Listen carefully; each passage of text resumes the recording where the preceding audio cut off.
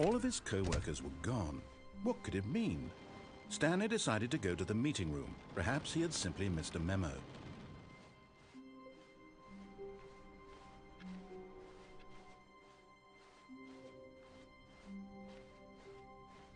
When Stanley came to a set of 2 open doors, he entered the door on his left. This was not the correct way to the meeting room, and Stanley knew it perfectly well. Perhaps he wanted to stop by the employee lounge first, just to admire it. The lounge was grand, majestic, perhaps too majestic, but eager to get back to business, Stanley took the first open door on his left. Stanley was so bad at following directions, it's incredible he wasn't fired years ago. Look, Stanley, I think perhaps we've gotten off on the wrong foot here. I'm not your enemy, really, I'm not. I realize that investing your trust in someone else can be difficult, but the fact is that the story has been about nothing but you all this time. There's someone you've been neglecting, Stanley. Someone you've forgotten about. Please, stop trying to make every decision by yourself. Now, I'm not asking for me, I'm asking for her. This is it, Stanley. Your chance to redeem yourself. To put your work aside. To let her back into your life. She's been waiting. That's her, Stanley. You need to be the one to do this. To reach out to her. If you can truly place your faith in another, then pick up the phone. As Stanley picked up the phone, a white light engulfed him, filling him not just with radiance, but with hope. Hope for a life reunited one... Wait. Oh, goodness. Stanley, did you just unplug the phone? No, that wasn't supposed to be a choice. How did you do that? You actually chose incorrectly? I didn't even know that was possible. Let me double-check. No, it's definitely here, clear as day. Stanley picks up the phone. He's taken to his apartment where he finds his wife, and the two pledge themselves to one another. Music comes in, fade to white, roll credits. Not picking up the phone is actually somehow an incorrect course of action. How is that even possible? None of these decisions were supposed to mean anything. I don't understand. How on earth are you making meaningful choices? What did you... Wait a second. Did I just see... No, that's not possible. I can't believe it. How had I not noticed it sooner? You're not Stanley. You're a real person. I can't believe I was so mistaken. This is why you've been able to make correct and incorrect choices. And to think I've been letting you run around in this game for so long. If you'd made any more wrong choices, you might have negated it entirely. It's as though you completely ignored even the most basic safety protocol for real-world decision-making. Or did you not grasp the severity of the situation? Well, I won't have that kind of risk on my watch. I'm going to stop the game for a moment so we can educate you properly on safe decision-making in the real world. Please observe this helpful instructional video. Choice. It's the best part of being a real person. But if used incorrectly, can also be the most dangerous. For example, in this scenario, a hypothetical real person named Rupert has a choice. He could invent a machine that eliminates food shortages across the world to make life better for all people. Or he could spend years of hard work forgetting how to read. Which choice would you make? Remember that unlike here, the real world makes sense, and at no time should you make a choice that does not conform to rational logic. If you find yourself speaking with a person who does not make sense, in all likelihood, that person is not real. Allow the person to finish their thought, then provide an excuse why you cannot continue talking. Turn to a partner and practice saying, "My goodness, is it 4:30? I'm supposed to be having a back, sack, and crack." Excellent. Making choices on a regular basis is the best part to a healthy decision-making process. Most medical professionals recommend making at least 8 choices per day. Do you make more than 8? Less? And finally, if you begin to wonder if your choices are actually meaningful and whether you'll ever make a significant contribution to the world, just remember that in the vast infiniteness of space, your thoughts and problems are materially insignificant, and the feeling should subside. At this time, your instructor will guide you in an exercise to test and reinforce the material covered in this video. Welcome back. You may have noticed that this room has begun to deteriorate as a result of narrative contradiction. But not to worry. Now that you're properly informed on good decision-making, we're going to revisit a choice you made just a few minutes ago and see what the correct thing to do would have been. This way, please.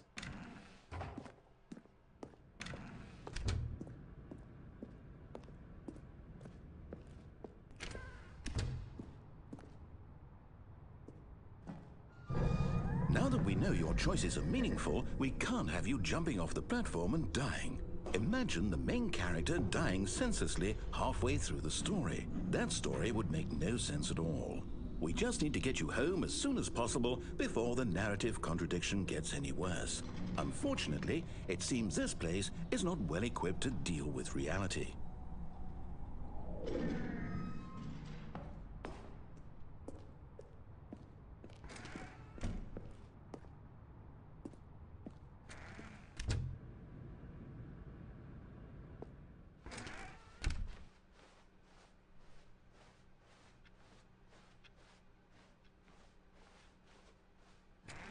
Almost there.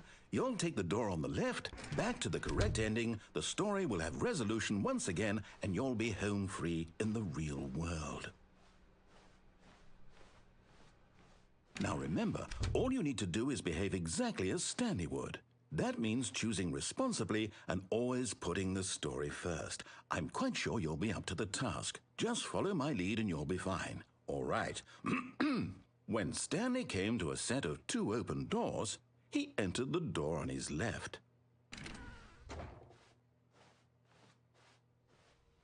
No! Why did you do that? Quickly, hurry back in the other direction. Perhaps we're not too late.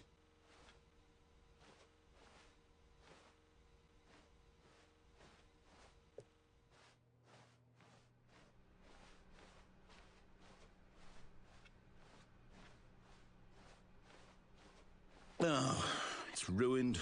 I can't believe, after everything we talked about, that my story, you've destroyed my work. Why? For what? What did you get out of that? What did you think was so special about seeing the game undone, left here like so much garbage? It's worthless now. And what am I supposed to do? Even if there were a way to continue, would it be worth it? To know that my story is now incorrect? How can I go back to that? I can't erase that knowledge. I'll have to live with it forever. Reliving its impossibility forever. I couldn't live that way. Is it better to shut the game down entirely? To willingly destroy all of my work? I don't know. What's the answer? What do I do? What do I do? What do I... No, I have to. I have to shut the game down. I have to. I have to.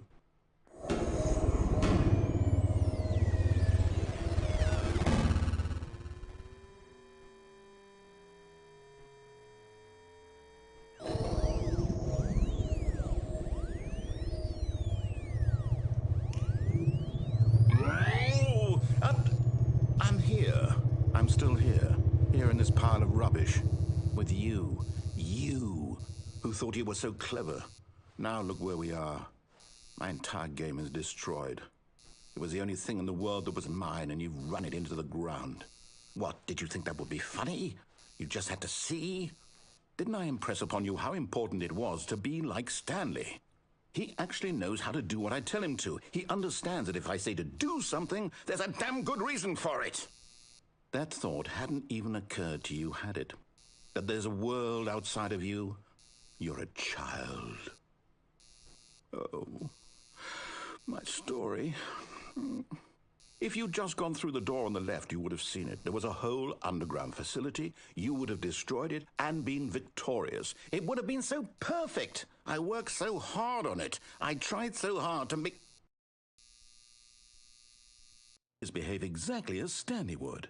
That means choosing responsibly and always putting the story first. I'm quite sure you'll be up to the task. Just follow my lead and you'll be fine. All right. When Stanley came to a set of 2 open doors, he entered the door on his left.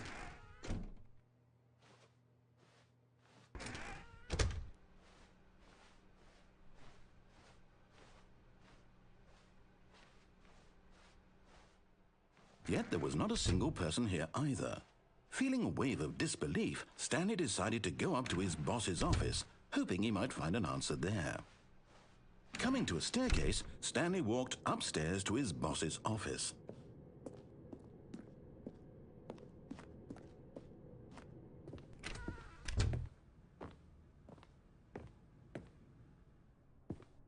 Stepping inside his manager's office, Stanley was once again stunned to discover not an indication of any human life. Shocked, unraveled, Stanley wondered in disbelief who orchestrated this, until he saw the door with a voice receiver next to it. Surely behind this door lay all the answers to his questions. And beyond all probability, he knew the passcode. He had seen it on his boss's computer just last week. Night Shark 115. Was this the code to open the door? Would it still work? There was only one way to find out. Stanley had been trained never to speak up, but now he would draw from within himself the courage to face the unknown. He drew a sharp breath and then spoke the code.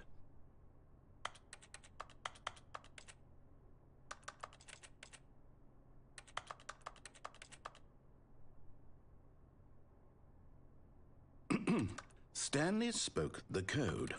Night Shark 115.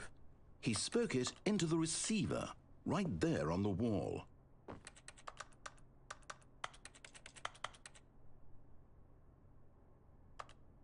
I'm sorry, is there a problem? You didn't mishear me, did you? Please speak the code into the receiver. Otherwise we can't get on with the story. This is a crucial step.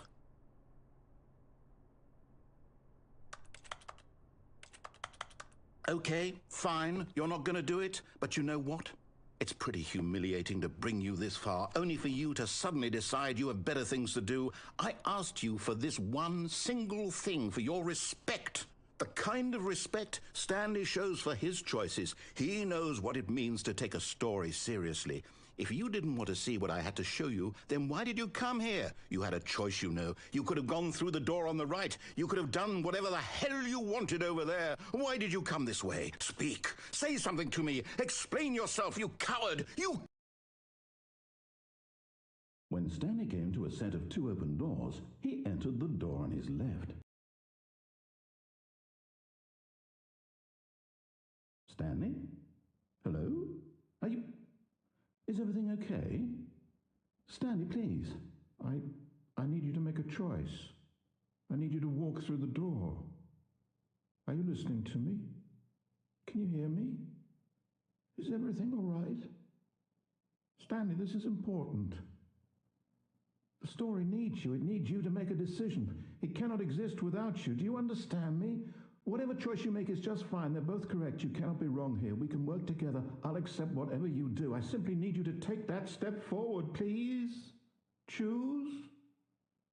Do something. Anything. This is more important than you can ever know. I need this. The story needs it. So, you hear me? Are you there? Are you listening to this? Stanley, are you there? Okay. It's okay, I can wait. You need time to decide. Time to make sure your choice is correct. That is the best choice. That's all right. I'll wait for you to decide what's the right thing to do. Take as much time as you need.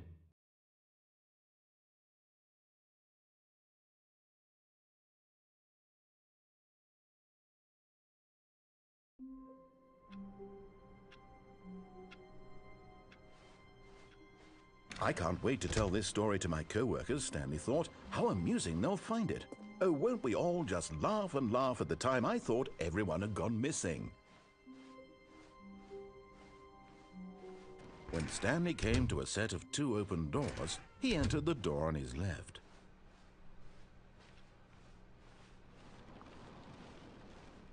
Yet there was not a single person here either. Feeling a wave of disbelief, Stanley decided to go... Oh, no, not again. I won't be part of this. I'm not going to encourage you. I'm not going to say anything at all. I'm just going to be patient and wait for you to finish whatever it is you enjoy doing so much in this room. Please take your time. Coming to a staircase, Stanley walked upstairs to his boss's office.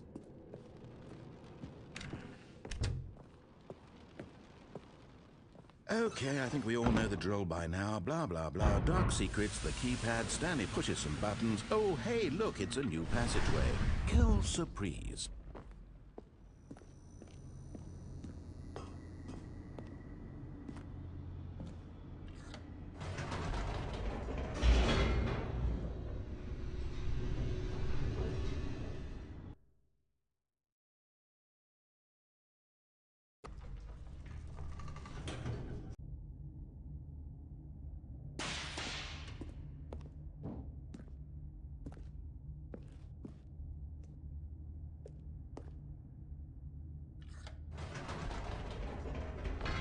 Whoops. Nope.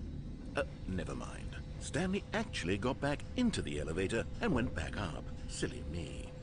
Why did Stanley do that when he knew that it would just lead back to his boss's office? Well, that's a great question. I just can't wait to find out.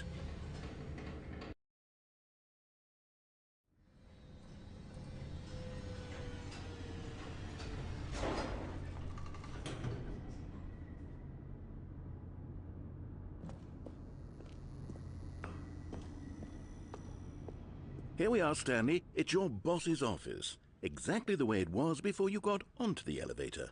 It's still just exactly what it is. What a decision you've made to come up here and look at the office again. This has fleshed out the plot of the story in new and fascinating ways I could have never anticipated. It's that keen eye for storytelling that you have, an incisive rapid fire of critical plot points, one after the other, weaving a rich tapestry of uncompromising narrative. Wow! I'm bolted to the edge of my seat.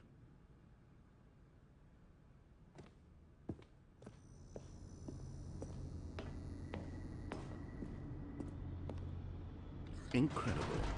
Now he's getting back into the elevator and going down again. Ladies and gentlemen, how does he keep coming up with all of this?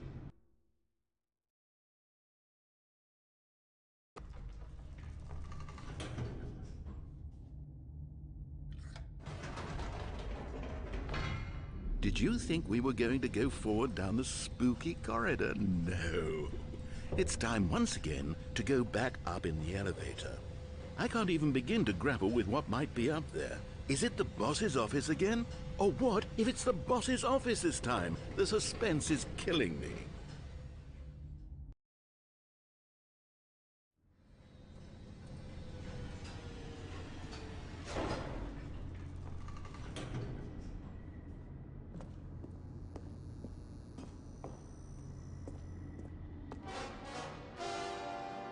Oh my God, it's the boss's office. This absolutely changes everything for me. Give me a time out here for a minute while I process this.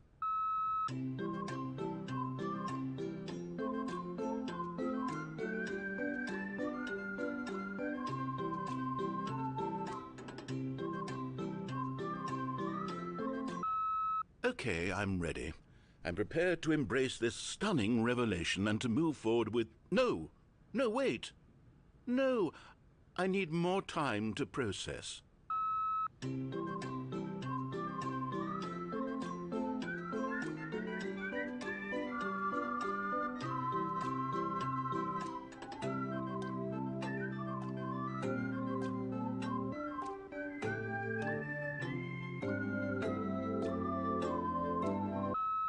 All right. I have fully come to terms with it. I have made space in my worldview for this astonishing new reality. As before, I turn to your expert eye for gripping narrative, Master Stanley.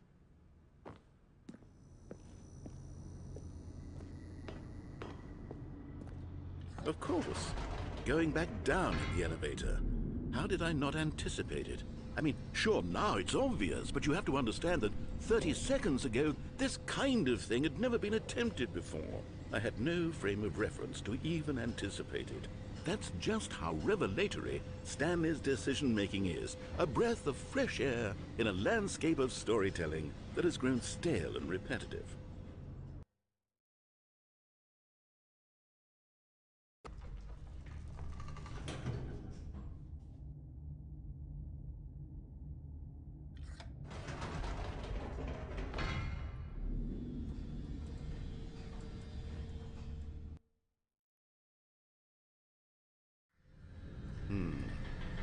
You know what?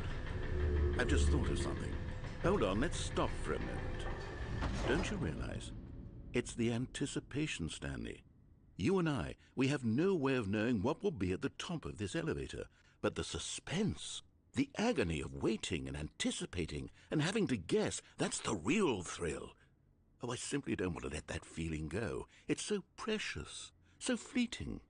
Why don't we take this elevator ride nice and slow? There we go. Isn't this so much more exciting? You know, Stanley, it seems like nowadays the only thing that audiences want is to be shocked as loudly and frequently as possible. They want big, explosive moments flung right in their faces from the very moment that things get started. But where's the tension? Where's the trust in the audience to build a slow and nuanced appreciation for the story, the characters? Why aren't we given time to imagine the surprises, to have to think and to anticipate and then to marvel at the eventual reveal? This is storytelling, Stanley. What you and I are doing right now. This is the most exciting narrative to be developed in years, and it's really all because of you. You're the one who took this bold step of revisiting the exact same locations over and over. Truly, I mean it. This is unique and different. It's not like anything else out there. You see, I want stories that surprise me, Stanley. I want to have to think. I want to be engaged and not pandered to. We're being fed such unimaginative drivel all the time, and we all know it, which is why we're so starved for content that makes us feel sharp and vital and alive. That's why people like you so much, Stanley, because you're not afraid to spit in the face of tradition. You're a role model, you know? People look up to you. Which is why, oh, I didn't know when to spring this on you, but, well, I've gathered a little press conference for you so that you can talk about your work and your storytelling and your life. Yes, I know you're not much for the public eye, but I thought it would especially mean a lot to the people who have been following you from the beginning. They really look up to you, Stanley. I don't know if you realize the impact you have on them. This is the kind of gesture that might leave a tremendous impact on them for the better. Oh, good, we're here. Okay, the room where we're holding the press conference should be just around the corner here somewhere.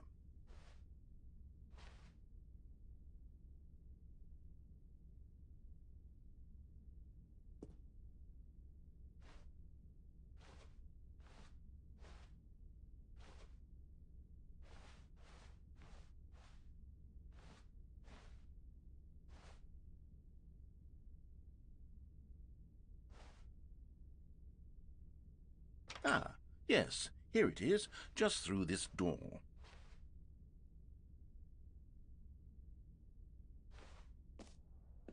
All right, are you ready? I've told them you're going to speak a little bit about the nature of surprise in storytelling and what it means to craft a truly unpredictable narrative. Oh, don't worry, you'll do great. Just be yourself and speak from the heart. I'm really proud of you, Stanley.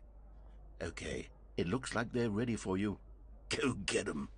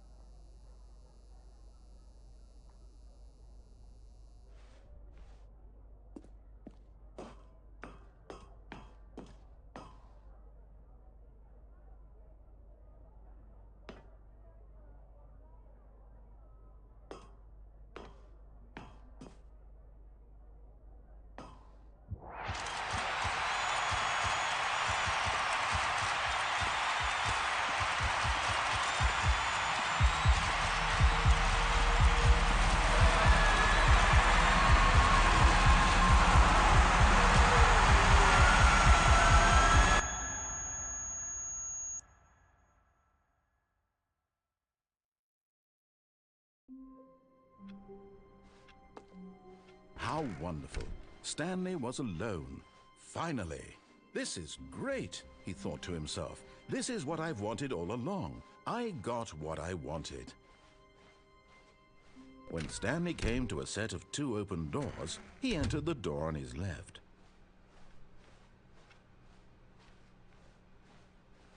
Yet there was not a single person here either. Feeling a wave of disbelief, Stanley decided to go up to his boss's office, hoping he might find him. Coming to a staircase, Stanley walked upstairs to his boss's office.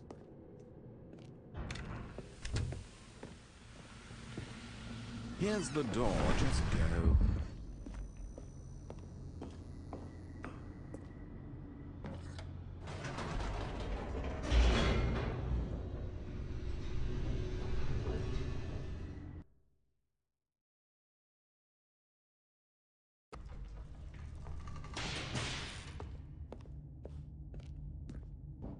Stanley walked straight ahead through the large door that read Mind Control Facility.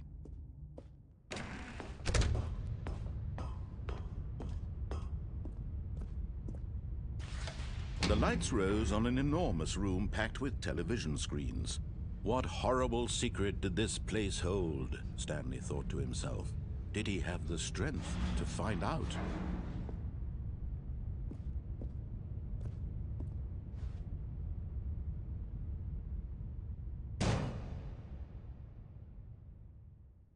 Aha! You've made it to the bottom of the mind control facility. Welcome! You see, back when the Stanley Parable first launched in 2013, getting to the bottom of the mind control facility was a bug that we simply didn't catch during development. And you all sent us lots of photos of it on Twitter and acted very superior about it. And you're all very, very clever. Good for you. Anyway, when it came time to update the game, we knew that we had to do something about this little goof of ours, so here you go. New content. You can call it the bottom of the mind control room ending, if that enhances your perception of the value of these updates. Isn't that what you crave? New content? Always more content, more content, more. And I'm here to give it to you. I'm here to make it seem like we really covered every nook and cranny of the game, with secrets and Easter eggs. How about this? We wrote a new piece of music just for this section. You won't hear it anywhere else in the game. It's a secret that's just for you. That's how special you are. We call this track, Good Job You've Made It to the Bottom of the Mind Control Facility. Well done.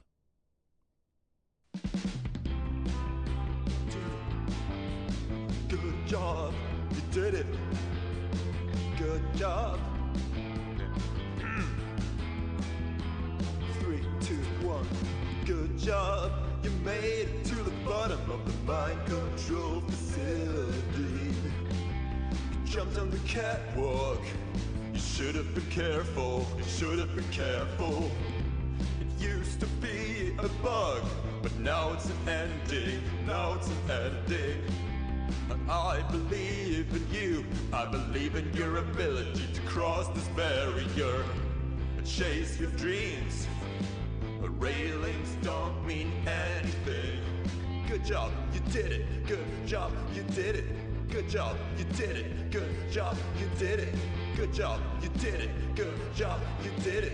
Good job, you did it. Good job, you did it.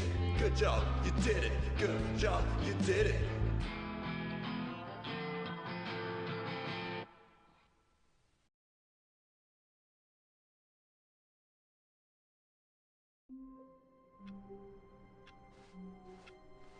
All of his co-workers were gone. What could it mean? Stanley decided to go to the meeting room. Perhaps he had simply missed a memo.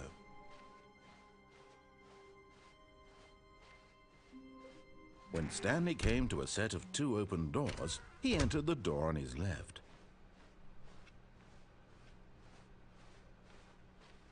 Yet there was not a single person here either. Feeling a wave of disbelief, Stanley decided to go up to his boss's office. Coming to a staircase, Stanley walked upstairs to his boss's office.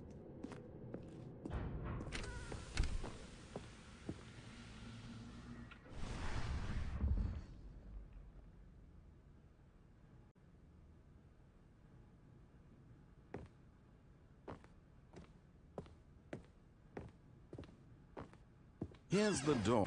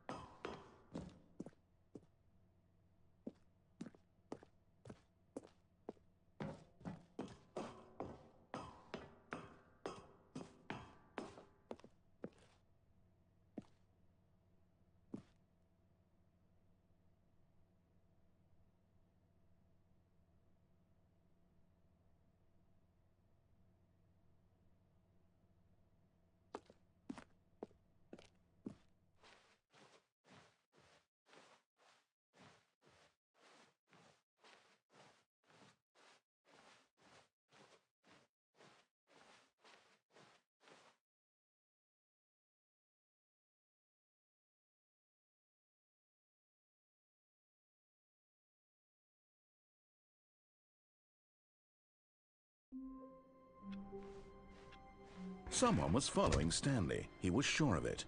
If he checked over his shoulder now, he would surely catch them. It was only a matter of time.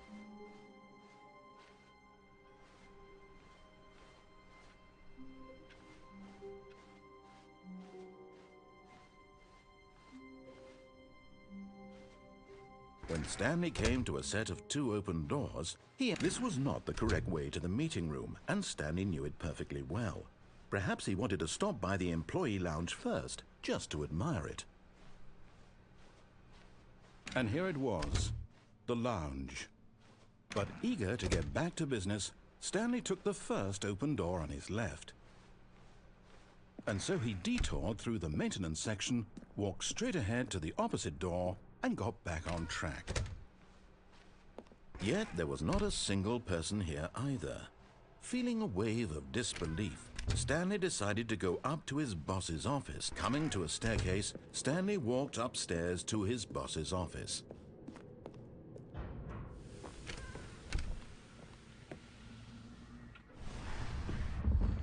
Here's the door, just go.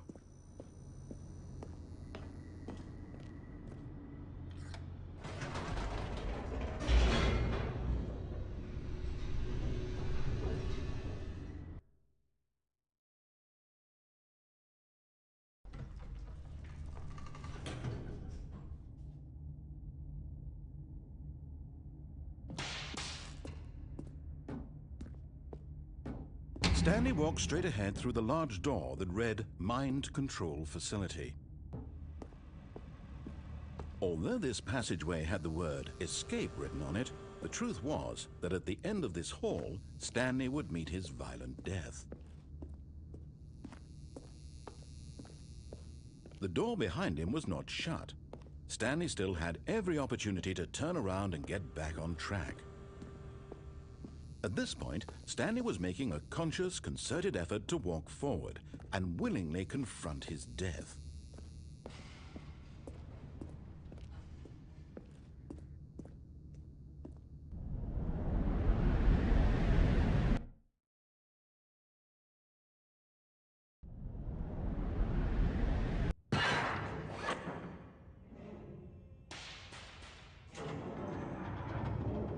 As the machine whirred into motion and Stanley was inched closer and closer to his demise, he reflected that his life had been of no consequence whatsoever.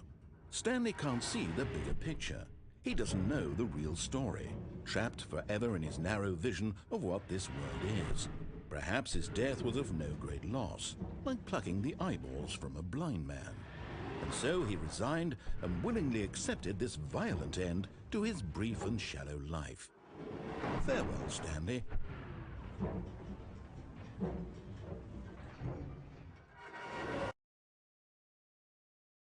"Farewell, Stanley," cried the narrator, as Stanley was led helplessly into the enormous metal jaws.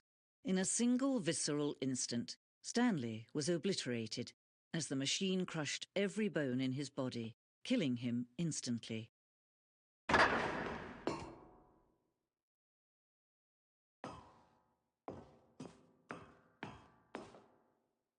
And yet it would be just a few minutes before Stanley would restart the game, back in his office, as alive as ever. What exactly did the narrator think he was going to accomplish? When every path you can walk has been created for you long in advance, death becomes meaningless, making life the same. Do you see now? Do you see that Stanley was already dead from the moment he hit start?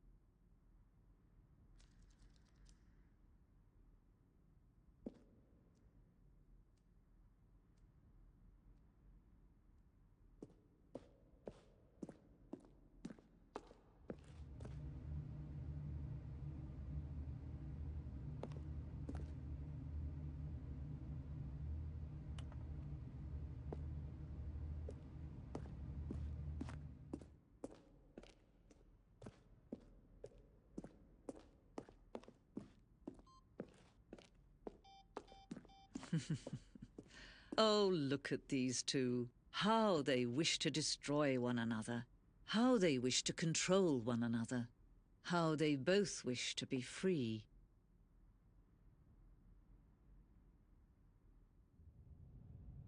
Can you see? Can you see how much they need one another? No, perhaps not.